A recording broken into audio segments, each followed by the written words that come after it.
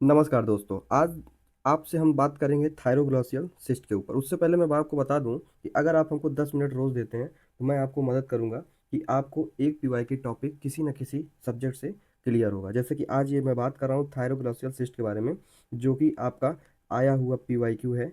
ये हमारा एफएमजी में भी आ चुका है, साथ ही साथ ये हमारा नीट पीजी में भी आया हुआ टॉपिक है। समझते हैं, समय को ना खराब करते हुए अगर आप नए हैं तो चैनल को सब्सक्राइब कर लीजिए, जिससे कि रोज़ आपको वीडियोस मिलती रहे। बात करेंगे थायरोग्लॉसियल सिस्ट। थायरो का मतलब देखिए थायराइड की बात हो रही है, ठीक है। इसके बाद ग्लॉस का मतलब ये कुछ हमारा टंग से रिलेटेड है। अगर शब्दों को हम लोग तोड़ेंगे तो भी हमको आसानी होती है किसी टॉपिक को पढ़ने के लिए। साथ ही साथ सिस्ट हो रहा है, ठीक है। क्यों हो रहा है ये जो थायरोग्लॉसल सिस्ट है दोस्तों, ये देखिए जैसा कि फोटो में देख रहे हैं, ये हमारा मिड लाइन है। मिड लाइन नेक में सिस्ट एराइज होती है, जो कि क्यों होती है, क्योंकि परसिस्टेंस ऑफ थायरोग्लॉसल डक्ट। क्या होता है कि इम्ब्रियो के दौरान, जब बच्चा पेट में होता है, इम्ब्रियो के दौरान जो आपका थायराइड ग्लैंड है वो डेवलप होती है आपका बेस ऑफ टंग से, जिसको हम लोग फोराम एंड सीकम भी कहते हैं। लेकिन कई बार क्या होता है कि ये जो डक्ट है, अगर ये डक्ट इनोवल्यूट अगर ये डक्ट आपका इनवोल्यूट नहीं होती, तब हमारा बन जाता है सिस्ट, जो कि इसकी वजह से ये जो माइग्रेट करता है नीचे की तरफ।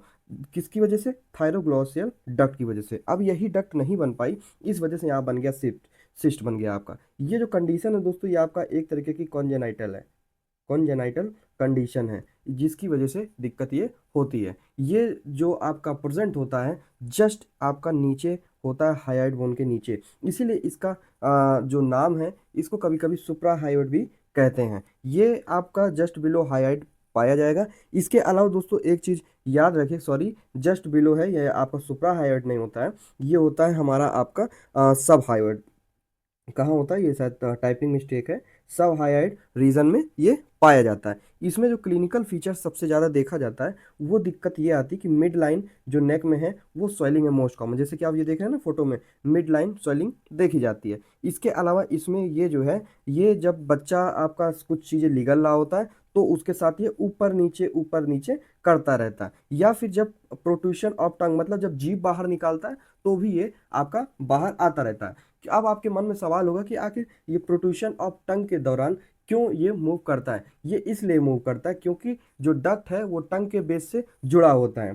कि जो आपका डक्ट है वो ज्वाइन होता है किससे? बेस ऑफ टंग से। इसलिए ये जो है आपका दिक्कत करता है। इसके अलावा ज़्यादातर ये जो है आपका पेनलेस होता है, दर्द नहीं होता। लेकिन अगर कभी इन्फेक्शन हो जाए आपको, तो इन्फेक्शन के केस में क्या होता है कि आपका रेडनेस दिखता है। रेडनेस दिखेगा कई बार, क्योंकि अगर इलाज नहीं होता, रेडनेस होता है, साथ ही साथ पेन होता है। इसके अलावा बात करते हैं कि अगर ये प्रेजेंट रहा, अगर may present with fistula after rupture. कई बार क्या होता है, फिशुला के साथ ये रप्चर करता है कुछ समय के बाद। इसका जो कॉम्प्लिकेशन है, कॉम्प्लिकेशन ही इसका यहीं पे मैं आपको बता दूं, कई बार इसका इलाज नहीं होता।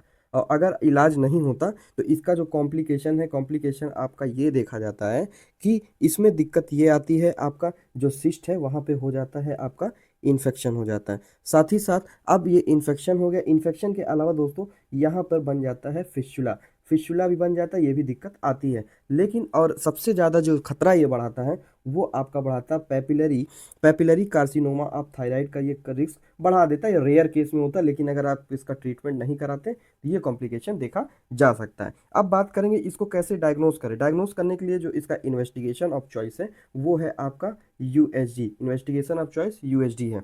जो मैं बता रहा हूँ ये आपका काम का है। इसके अलावा जो भी आपको दिखे उसके लिए आप परेशान नहीं होंगे। इसके अलावा थायराइड फंक्शन टेस्ट भी हम करवाते हैं कई बार सर्जरी के पहले। वहीं हम बात करें सीटी स्कैन या एमआरआई की, ये कॉम्प्लिकेटेड केसेस में करवाते हैं, या फिर हमको अगर कहीं लगेगा कि मैलिग्नेंसी का सस्पेक्ट है तो हम कराते हैं। बात करें ट्रीटमेंट की, ये आप ट्रीटमेंट में हम कुछ नहीं करते। ट्रीटमेंट में हम सीधा सीधा आपका इन ब्लॉक रिमूवल करते हैं, सीधे सीधे इन ब्लॉक जो है इसको हम रिमूव कर देते हैं। अब इसका करने का भी एक ऑपरेशन होता है जिसका नाम है सिस्टर ट्रंक ऑपरेशन। अब मन में आता है इतनी सारी सर्जरी है, कैसे हम इसको याद करें? याद करने के लिए ये है, देखिए घर में जो सिस्टर्स होती हैं वो सर पे ही चढ़ी होती हैं, है ना। उनको ज़्यादा बॉयज़ के कंपेयर में इज्जत ज़्यादा मिलती है। निमोनिक जहाँ होगा वहाँ ऐसे लिख दो, तो सिस्टर ट्रंक पे चढ़ गई हैं, इसलिए आप कह सकते हैं सिस्टर ट्रंक ऑपरेशन इसका नाम है। कई बार हम लोग मजाक मजाक में बोल देते हैं घर पे कि सिस्टर्स को ज़्यादा सर पे चढ़ा दिया गया है, तो वही चीज़ है। लेकिन इसमें एक चीज़ याद रखिएगा, इसमें जो ऑपरेशन होता है दोस्तों, इन ब्लॉक तो होता ही है, इसके साथ साथ इन ब्लॉक रिमूवल ऑफ सिस्ट तो हम करते हैं, साथ ही साथ जो आपका सेंट्रल बॉडी होता है किसका, हाइड बोन का, वो भी निकाला जाता है, इसलिए उसको भी हम निकाल देते हैं। तो ये सारी चीज़ें इसकी सर्जरी में आता है। देखिए सिस्ट को निकालेंगे, साथ ही साथ जो मिडिल पार्ट है या फिर इसी को मैंने अभी सेंट्रल बोला था, इसको इसको भी हम निकालते हैं, साथ ही साथ ट्रैक का भी एक्सीजन हम करते हैं। अब मन में सवाल होगा कि हम आखिर जो है इसको ही क्यों निकाल रहे हैं, है ना, मन में, क्योंकि सवाल आना बहुत ज़्यादा ज़रूरी होता है कि वाई हाइड बोन रिमूव। अब आप पूछ सकते हैं कि ये बताइए सर कि हाइड बोन को क्यों निकालते हैं। हाइड बोन को हम लोग इसलिए निकालते हैं क्योंकि जो ट्रैक्ट है वो पास होता है हाइड बोन से, because tract passes through hide bone, इसलिए हम हाइड बोन को थ्रू हाइड बोन, इसलिए हाइड बोन को हम निकालते हैं। बात करेंगे कॉन्ट्रा इंडिकेशन, ये इतना इंपॉर्टेंट नहीं है, ये आप ऐसे समझ सकते हैं, अगर ये सिर्फ ओनली फंक्शनल थायराइड टिश्यू है तो ऑपरेशन नहीं होता, क्योंकि उससे ज़्यादा दिक्कत नहीं आती। लेकिन यूएसजी फिर भी मैंडेटरी होता है। कॉम्प्लिकेशन मैंने पहले बताया, रियकरेंस इन्फेक्शन, फिस्टुला बन जाता है, रियरली पेपिलोरा कार्सिनोमा, आपका पीसीटी कॉस थायराइड ग्लैंड का ये 1% कर सकता है।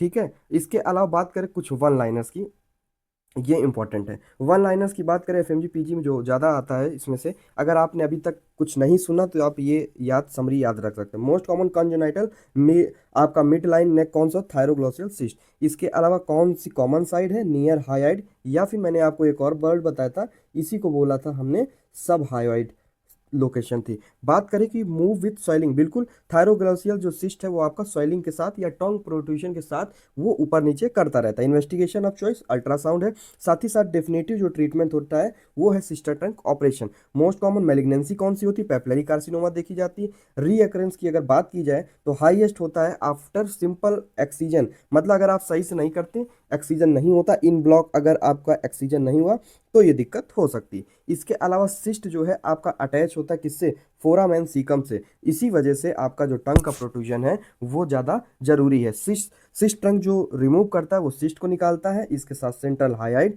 साथ ही साथ उस ट्रैक को भी निकाल देता है जिसकी वजह से दिक्कत आती है। लास्ट में इंपॉर्टेंट चीज़ इसमें यह है कि हमेशा चेक करना होता है कि नॉर्मल थायराइड प्रेजेंट है सर्जरी के बाद या नहीं। दोस्तों इस वीडियो में सबसे इंपॉर्टेंट लास्ट में जो हम लोगों ने पढ़ा है वो इसका आपका, वो हम लोगों ने देखा है कि आखिर वन लाइनर्स कौन है। इसके अलावा थायरोग्लोसियल सिस्ट हम लोगों ने पढ़ा, एक छोटा सा टॉपिक था। अगला अगर आप कोई नेक्स्ट टॉपिक जो आप चाहें आप कमेंट करके भी बता सकते हो, उस पर वीडियो टॉपिक वाइज वीडियो, ताकि लंबी ना हो, इसलिए इस पर जान देंगे हम लोग। 10 मिनट आप मुझे दीजिए, मैं आपसे वादा करता हूँ कि हर एक टॉपिक सिंपल और आसान भाषा में आप तक पहुँचाऊंगा। मिलते दोस्तों अगली वीडियो में किसी और टॉपिक के साथ, तब तक के लिए स्वस्थ रहें और मस्त रहें।